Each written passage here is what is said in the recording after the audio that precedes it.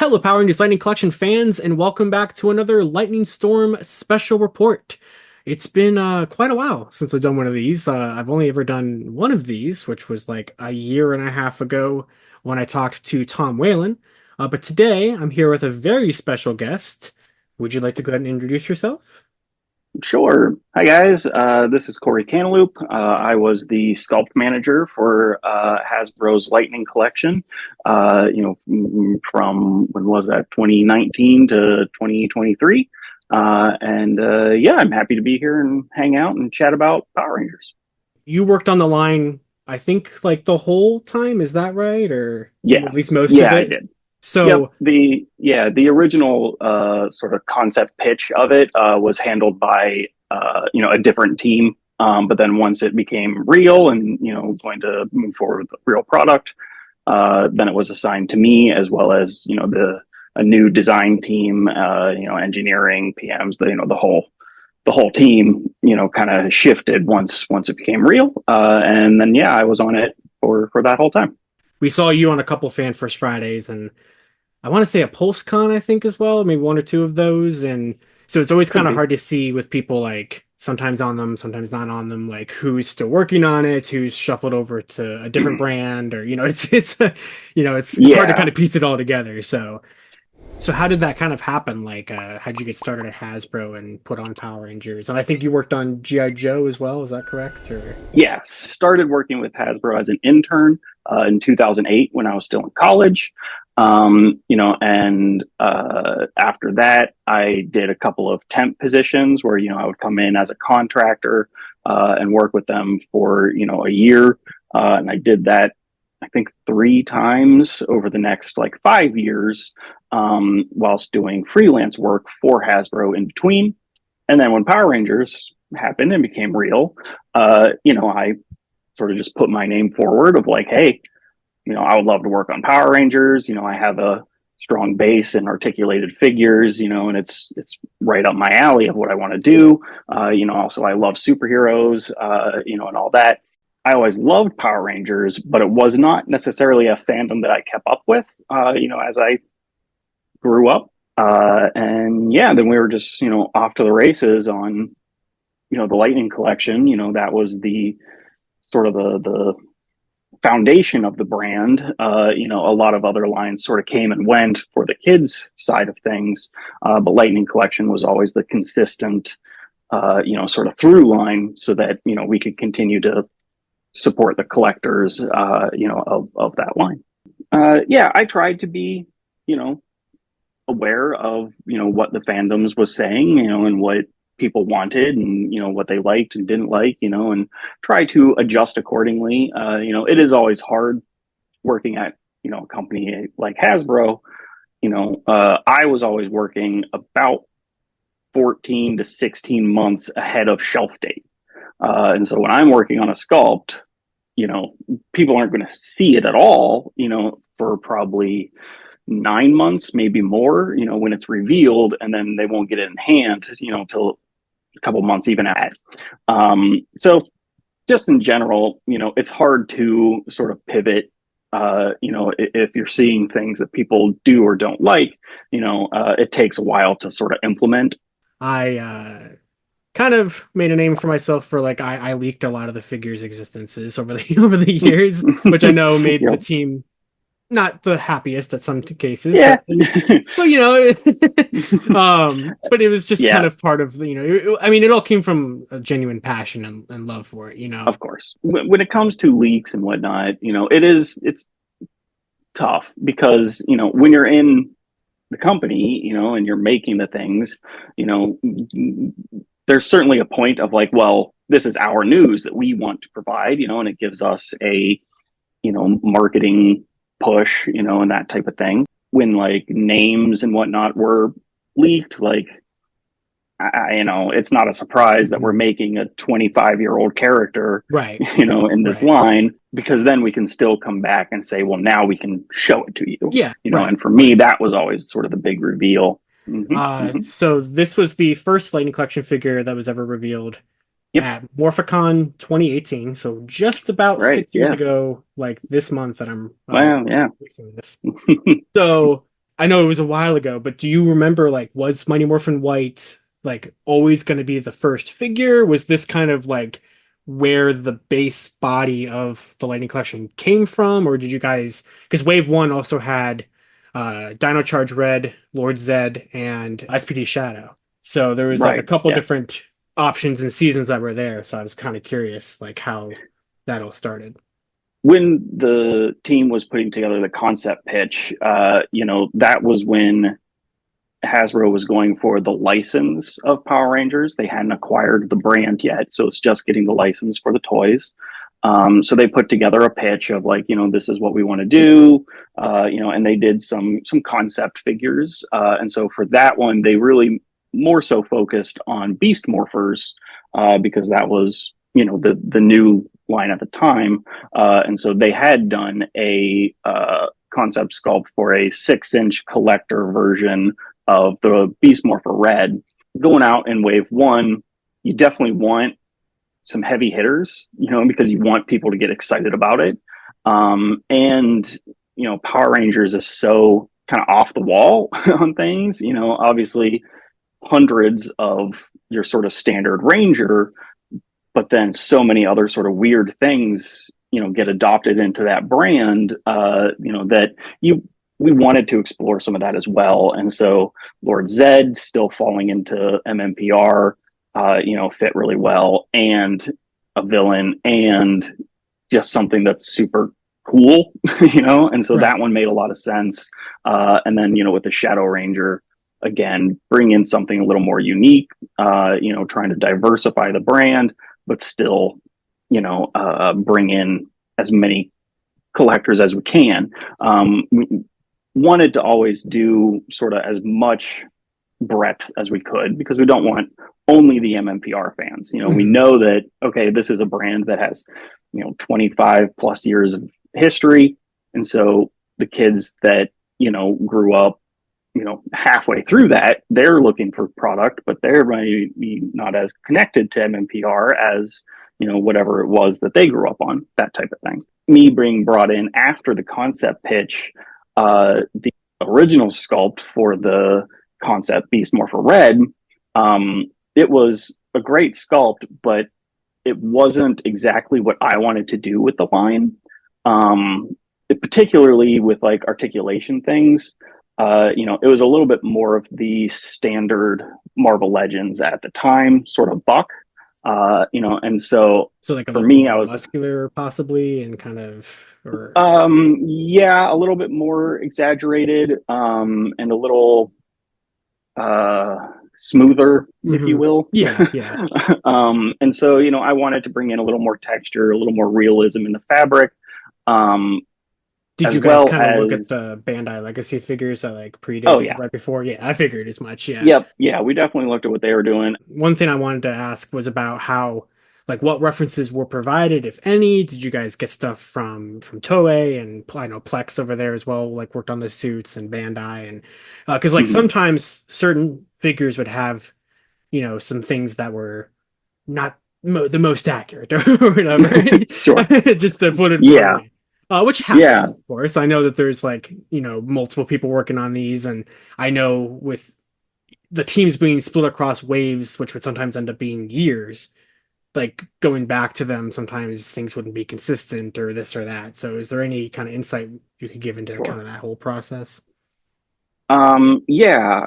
So, you know, well, ultimately, when it comes down to it, Power Rangers is not Star Wars, and so Star Wars, if you are, working on a figure from, the original trilogy, you can still get high resolution studio, photography, and video and such from Lucasfilm, or they also have, a great archive of, costumes, props, that type of thing. The references and such that we would get, especially early on, from Saban and whatnot, was,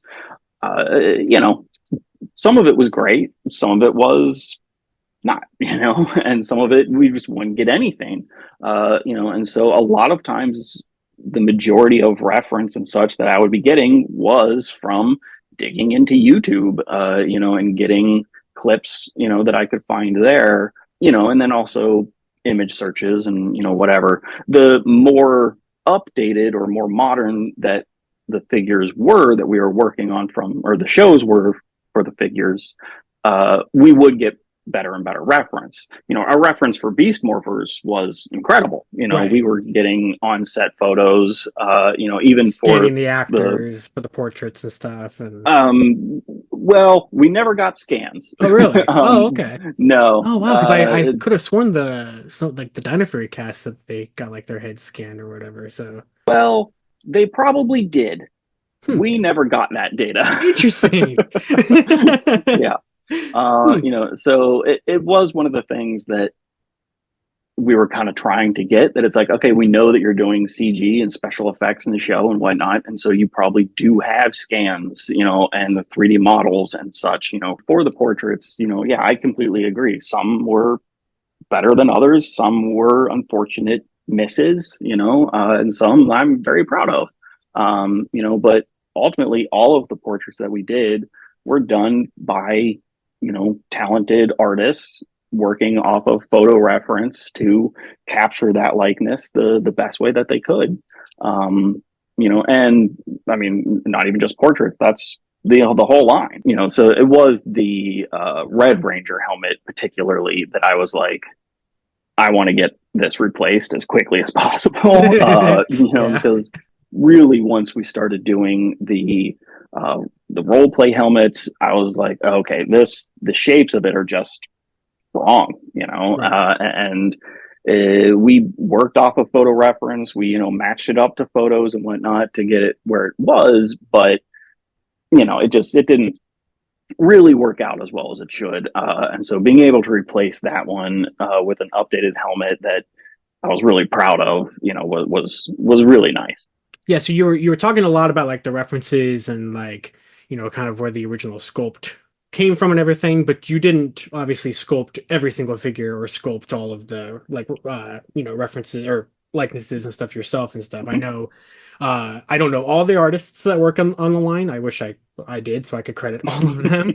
But I know, for example, Dennis Chan posted a lot on his Twitter, still does, of stuff Mm-hmm. that he worked on, including Power Rangers, and he was Yep. working on those metallic helmet redos that you mentioned. So, Mm-hmm. kind of, if there was any sort of rhyme or reason to it, like, kind of what was the process of like, oh, we're gonna do this character, so we're gonna have this person go do that, or you worked on something, or just kind of how did that all work out? We were always doing a lot of figures at once, and for the majority of my run on Power Rangers, I was also on GI Joe and some other projects here and there as well, and so always juggling a lot of different things, and ultimately, for a full figure sculpt with accessories, portrait, etc., that will take between like 4 and 6 weeks to sculpt.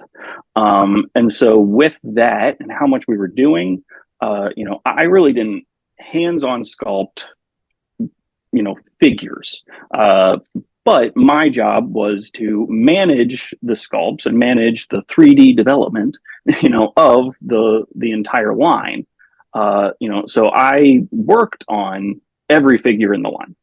For a while, essentially I would be working on, about 20 figures at a time, of varying stages, kicking off some projects, wrapping up others, bringing them in, and just being in the middle, of other sculpts. And so, yeah, my job really was juggling all of that to make sure then that we are executing, the best possible sculpts, and that were manufacturable and, producible and all that. And so that really did, though, come down more to, the individual project and the vendor that I was working on, more so than like, this is my MMPR person and this is Right. my, Zeo or whatever it is. Gotcha. Yeah. Yeah, but, it also depends, because there were times where, depending on, how timing worked out, like I think the Omega Rangers, Hmm. they were all being done as a box set, Right. right? Yeah. Yep. Yep. um, And that was the yeah. final Lightning Collection figures released. So Right. Which I also love those figures. me I too. unfortunately don't have them yet. Oh, One of really? the only, yeah, one of the only figures I don't have, but Well, they're on sale okay. on Hasbro Pulse. So Oh, good to know. And oh, so because that was being done as a box set, we were doing that whole team at once, and so I was able to have one vendor, work on that whole segment, and being able to execute all of those. Also because there are a lot of shared tooling, so it's like, okay, you're going to do the body once, and you're going to do three different heads for it, that type of thing. Which you don't always get to do, and it just really depends on what it is. but like the Lightning Collection, you saw all the way through, you said. Yes, So yeah. from Yeah, so that's so technically, there was like 3 months where I had been taken off of the brand. mm, Ultimately, Lightning Collection and GI Joe were too big of lines yeah. that Yeah. I was struggling to handle both of them, and so for the last couple of months, it was given to someone else. Gotcha. Um, but they literally did worked on like three figures before the line was sunset. So Did you kind of know that was going to happen to the line, or since you were off of no. it, or okay? Well, I mean, by the time that we were doing the transition, Yeah. and so even the figures that they worked on, like I was still tangentially involved Right. because I was making sure that they were, you know, well, Same I mean, we were standard or working whatever. together Or, on it, yeah. yeah. So Yeah. that I could be like, well, this is how I was doing X or Y or whatever. Um, and so by the time we were doing the transition, I was like, then I was aware that that was happening, which was a little bit like, oh, I suppose I probably could have just stuck it out for those couple of months, but Yeah. I'd say. it's fine. It is what it is, Yeah. and the last couple of figures that were done were the updated MMPR. I don't remember what they're called. Oh, they're Ultimate versions, mastered. maybe They're a mastered figure. remastered. Yeah. Yes, yeah. There was the last couple of those that were being handled by me and the other sculpt manager, Danielle, Yeah. who is still at Hasbro and doing great. So at the end of the day, because I also love to count things, there were 171 Lightning Collection figures that were released. Oh wow. From the first one coming out in April 2019 and the last one coming out in September 2023. Okay. So obviously that's a lot, but It if was a lot. you right, and I'm sure you probably don't even remember all of them. Just kind of what were your favorite ones to sort of get out there? It was an amazing line to work on because of the variety. It has all these rangers that, from a sculpt perspective, colors and pattern, designs and stuff on their costumes that are really cool, but it actually doesn't affect the sculpt in a lot of ways. And so, from a sculpt perspective, they're all very similar through the line, outside of helmets and the occasional accoutrement. Right, basically Um, just a male mold and a female mold for most of it. Yeah, yeah. We tried to have some varieties, because the White Ranger, the whole figure is different than the Red Ranger, and they could have been shared tooling, but it was one of the things we wanted to have some variety between them so it's not just copy paste. And then the villains in particular, I mean, all of the villains and the monsters, hands down, were my favorite. Each one was totally unique, was totally off the wall, and being able to sculpt any kind of monster really is a sculptor's dream. Being able to dive into the weird and the textures and all the little details. That's what we all love. The Lord Zed in particular will always be special to me. It was one of the first ones we did out the gate. Lord Zed is definitely one that I was nostalgic for, as a character. That one in particular, I worked on with Fred Axton, who is 2D Sculpts on Instagram, and he had posted about that, a while ago. But I also worked with him a lot on the GI Joe product, and so he was a great vendor to work with. Was there like one character you never got the chance to do that like you personally wanted to do? It doesn't mean it had to have been like in the works or anything, but Yes, uh, yes, yeah.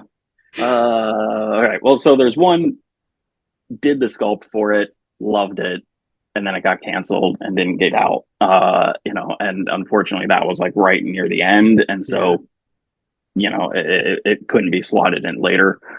So that one in particular hurts. I'm sure. But I can't say what that one is. But just of other characters that I would have liked to do that we didn't get to at all. The blue monkey guy from Oh, MNPR. oh, Um, Squat and Babu. The yes, two of them. Yeah. yes, both of them. I would have loved to get to. The really great form factors, in their anatomy and in their design, and figuring out, particularly on Squat, figuring out how to get his articulation to work, were really fun. And it's something that I had been like, okay, I know we're going to do these eventually, and so I would just kind of brainstorm in the back of my mind of like, how would I do that? What could I do type of thing. But unfortunately, we didn't get to them in the Yeah, line. that's a shame. Yeah, they were like the Yeah, last two of Rita's Moon Crew that we that we didn't get. So yeah, I yeah, know people really wanted them. I know people really wanted a Bulk and Skull. I don't know how you guys would have ever done that. But it would have been cool. yeah, yeah. Is there any Yeah, like other ones would have seasons been that good. like because there's a lot of seasons I never got any representations. That's true. Let me try and think. Mystic Force was some costumes that I really enjoyed. Um, if I'm remembering correctly, Mystic Force had capes, Yep. right? Yep. Yes. Okay. Yeah, that I really loved their costumes. I would have loved to have explored that with figure. And looking at particularly with the capes, is that something that we would want to do in soft goods, or sculpted plastic? Generally speaking, my opinion was always sculpted plastic because I'm a sculptor. But there are a lot of times where soft goods can be better for the Yeah. application. Yeah. And so that was one that I would have liked to explore more. Um, I but think personally, yeah, because we Mystic didn't get Force I those. know was one that was it's even mentioned by some members of the team as like a cool one to do. So it seemed like it was on your guys' mind. But personally, I would have liked it to have happened with soft goods. But I get what you're saying Mhm. with like, Yeah, well, when it comes down to it, soft goods are expensive. And so budget wise, it comes down to, do we have more cost, essentially per figure that we can spend, for soft goods, or do we have more budget that we can do for tooling, so that we can tool up plastic? Soft goods adds labor cost, which then goes toward the cost of the individual figure. Tooling is a larger sort of bucket budget, that goes across, that goes against the brand as a whole. And it's both of these budgets, there's a lot of math involved as to how they get these budgets, and why some brands will get one budget and as opposed to the other type of thing. My favorite part of it was the diversity of character. It really both in the diversity of the Rangers themselves. It's a show that really, pushed diversity in the actors that they would, cast, and always pushed that bar of, making sure that it wasn't just a cast of white people, and so being able to create a toy line that had that much diversity, and being able to bring different types of human characters to the line was really great and something that I, really appreciated when I was working on it. Phantom Ranger was one that I just really loved, yeah, and it was one that, that's one of my all-time favorite suits. So when we found out about that one, I yeah, was like, yes, we're getting that. yeah, yeah. I mean, it's fairly basic. It's a guy in a black suit, but something about that really allowed the figure to just, have a lot of presence and have a lot of, just cool factor. And so that is one of the ones that I love, Right. And I loved buying I it again when it was yeah, translucent as the invisible one. yeah, yeah, always a good time. Obviously, I know you can't share a lot of things, but is there anything that you can share or willing to share about the Lightning Collection that like you think Ranger Nation just doesn't really know about? Or I know you've talked a lot, but just kind of a good sort of final words. Yeah, I mean, it was a line that was really exciting to work on. I had a lot of fun on it, and it was a line that really pushed my career, helped me learn a ton about, manufacturing, tooling, and just managing a line as a whole. The Lightning collection is something that could come back as what it was. They have all that tooling available, and you really don't know. It's one of those things where a lot of times that just comes down to the people working on it. If they want to just continue going with what has already been established, then yeah, they'll just continue. This is Lightning Collection 2.0 or whatever. Or new team coming on, new people working on it, they might be like, we want to separate from that a little bit, even if they are using the same tooling, or if they're not, whatever, and they might call it something totally different. Who knows? So it's really unsure, but nothing is ever a like absolute no. Right. That I have found, like kind of anything's possible. They didn't like throw away all the sculpts and tooling. Like... They did not. No. No. It is one of the things, just to be honest about it, like tooling doesn't last forever, but generally all of those things is a pretty long timeline. Generally speaking, tooling within 10 years is still, around and usable. Well, I think that pretty much sums everything up here. So finally, if you just want to go ahead, and I know you already had mentioned things you're working on, but anything you want to plug, or your socials, or just anything, where can people find you? Sure, yeah. I am just my first and last name, Cory Cantelupe, on Instagram. I don't post nearly enough, and I'm trying to get better at that. But you can find me there. And the main thing that I'm doing now is, like I say, I'm working full time with Skeletron, and we're working on the ROBOSKULL MKII. For those of you that don't know, it's essentially a spaceship TIE fighter-ish that has a skull, as the hull cockpit. And Mark and Ben were the creators of it, and I joined later after they had already been getting things going. And they designed it to be able to work with 3 3/4 O-ring figures, or modern 4-inch figures, or you can swap out the seat of the cockpit and it will work with 6-inch figures as well.